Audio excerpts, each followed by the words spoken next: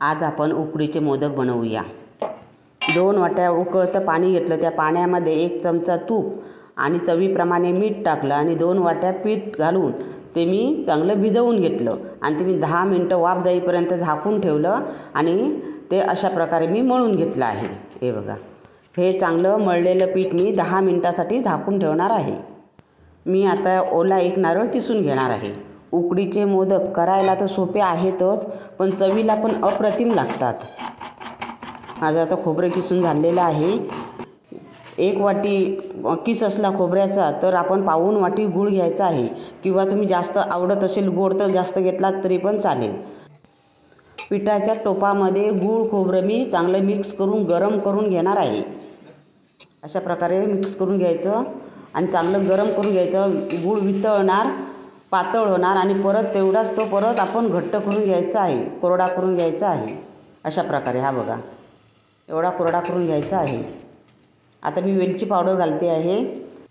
वेलची पावडर टाकली की चांगलं मिक्स करून घ्यायचं। हे बघा, असं झालेलं आहे सारण। हे पीठ मी परत चांगलं मळून घेतलेलं आहे आणि त्याचे छोटे छोटे उंडे करणार आहेत, म्हणजे गोळे छोटे छोटे बनवायचे आहेत आणि त्याची पाती बनवून घ्यायची आहेत। हे उंडे आहेत ते साईडने प्लेन यायला पाहिजेत आणि या उंड्यांना जर चिरा गेल्या असतील तर समजायचं आपलं पीठ चांगलं मळलं गेलं नाही आहे। पीठ चांगलं मळलं गेलं नाही तर वाफवतो आपण मोदक तेव्हा ते उघडणार आहेत। आणि अशा प्रकारे हातावरती गोल गोल गोल गोल फिरवत आपण पाती करायची आहे। मी आता हे दाखवते त्याप्रमाणे पाती बनवून घ्यायचे आहेत आणि आतमध्ये सारण भरायचं।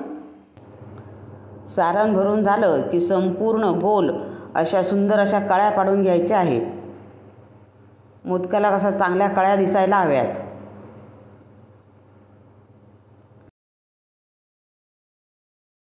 अशा प्रकारे सगळ्या कळ्या पाडून आता झालेल्या आहेत। आता काय करायचं आहे, 2 बोटांच्या मध्ये पकडून गोल गोल फिरवत त्याला मोदकाचा आकार द्यायचा आहे। अशा प्रकारे हा बघा, आणि खालून 1 हात आधारासाठी धरायचा आहे आणि गोल गोल फिरवून हा असा मोदक तयार करायचा आहे। हा बघा किती सुंदर दिसतो आहे बघा। आत्ता मी तुम्हाला दुसरा मोदक बनवून दाखवते। असं थोडंसं पीठ घ्यायचं आहे, बोटाला तूप लावायचं आणि गोल गोल फिरवत जायचं आहे असं।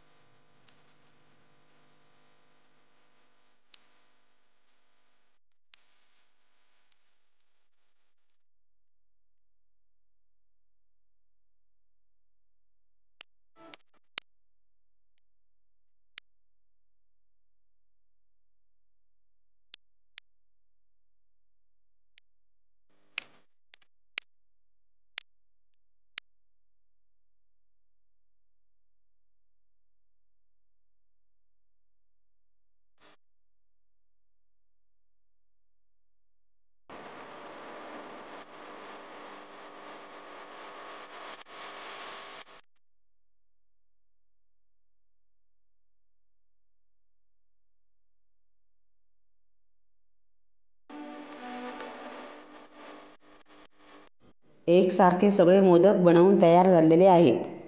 आता चाळणीला तूप लावून घेते आणि चाळणीमध्ये ठेवून ते वाफवायला ठेवते।